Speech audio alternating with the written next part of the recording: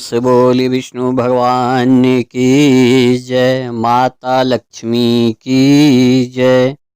आइए पुत्र प्राप्ति के लिए पौत्रदा एकादशी का व्रत किया जाता है। निसंतान महिलाएं और नवविवाहित महिलाएं पुत्र प्राप्ति के लिए पौष पुत्रदा एकादशी का व्रत जरूर रखें। पौष माह के शुक्ल पक्ष की एकादशी का व्रत करने से पुत्र रत्न की प्राप्ति होती है। साल पौष माह के शुक्ल पक्ष की 10वीं तिथि के अगले दिन पौष पुत्रदा एकादशी व्रत रखा जाता है।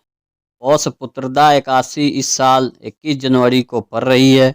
यह दिन भगवान विष्णु को समर्पित है। माना जाता है इस दिन एकादशी का व्रत रखा जाता है और भगवान विष्णु और माता लक्ष्मी की पूजा की जाती है। इस व्रत को करने से पुण्य फल की प्राप्ति होती है। निसंतान महिलाएं और नवविवाहित महिलाएं पुत्र प्राप्ति के लिए पौष पुत्रदा एकादशी का व्रत रखती हैं। पौष माह के शुक्ल पक्ष की एकादशी का व्रत करने से पुत्र रत्न की प्राप्ति होती है। पौष पुत्रदा एकादशी के दिन भगवान विष्णु और माँ लक्ष्मी का पूजा करने के साथ साथ व्रत कथा भी जरूर सुननी और पढ़नी चाहिए। आइए सभी श्रोतागण पौत्र एकादशी व्रत कथा का श्रवण करते हैं। द्वापर में धर्मराज युधिष्ठिर ने भगवान श्री कृष्ण से पौष पुत्रदा एकादशी की कथा सुनाने की इच्छा प्रकट की। उस समय भगवान श्री कृष्ण ने कहा, एकादशी व्रत बहुत विशेष महत्व रखता है। इस दिन व्रत की कथा सुनने से व्यक्ति के जीवन में सकारात्मक ऊर्जा आती है। सभी प्रकार के दुख और परेशानियां भी दूर हो जाती है। धर्मराज भद्रावती नामक नगर में राजा सुकेतु मान राज्य करते थे। वह बहुत दानी एवं कुशल शासक थे।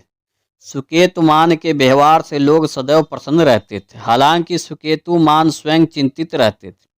राजा सुकेतुमान की कोई संतान नहीं थी। यही सोचते सोचते कि एक दिन राजा जंगल की ओर चल पड़े।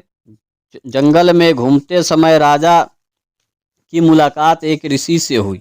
उन्होंने ऋषि का विनम्रतापूर्वक स्वागत किया। तभी ऋषि ने राजा को दुखी मन को पढ़ लिया। उन्होंने कहा, हे राजन, आप व्यथित परेशान लग रहे हैं। क्या कारण है कि आप राजा बनने जाने पर भी चिंतित रहते हैं? तब राजा सुकेतुमान ने कहा, भगवान नारायण की कृपा से सब कुछ है, लेकिन मेरी कोई संतान नहीं है। यदि मेरी कोई संतान नहीं है तो मेरा पिंडदान कौन करेगा? पितरों का तर्पण कौन करेगा? ऋषि ने कहा, हर वर्ष पौष मास के शुक्ल पक्ष की एकादशी तिथि को व्रत करो और भगवान विष्णु की पूजा करो। इस व्रत के पुण्य से तुम्हारे अवश्य ही संतान की प्राप्ति होगी। ऋषि के कहे अनुसार राजा और उनकी पत्नी ने पौष पुत्रदा एकादशी का व्रत रखा। बाद में राजा सुकेतुमान को पुत्र रत्न की प्राप्ति हुई।